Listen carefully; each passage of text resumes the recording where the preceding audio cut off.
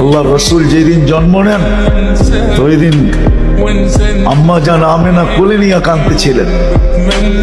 সবাই জিজ্ঞাসা করতেছে কাঁদো কেন?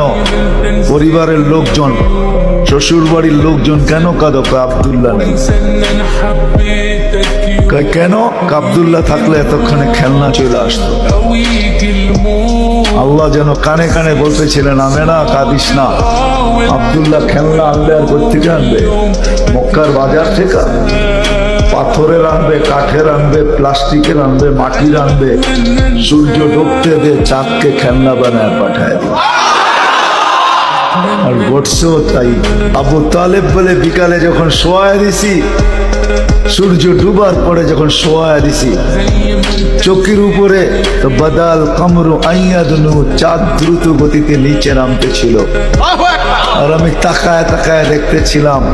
যখন একবারে নিকটে চলে আসছে তো চিৎকার দিয়া ফেলছি, ভাবতেছিলাম তোমার উপরে পড়া না যায়, কিন্তু তোমার মাথার কাছে এসে থেমে গেছে। তুমি হাত পাও নাড়াচাড়া করতেছিল আর চাঁদ উপরে ডান্স করতেছিল। তো বলছে চাচা জানেন চাঁদ কি বলতেছিল? তা তো জানি না। বলে আন্নাল কামারা ইউগান্নিনি ওয়া ইউহাক্কিনি ওয়া ইয়ামনাউনি মিনাল বুকা। চাঁদ আমাকে ছন্দ শুনাইতেছিল, কান্না থেকে বিরত রাখতেছিল। আমি যেন না কাঁদি, কাঁদলে আম্মার কষ্ট হবে। আল্লাহ চাঁদকে আমার সাথে খেলার জন্য খেলনা বানায় পাঠায়।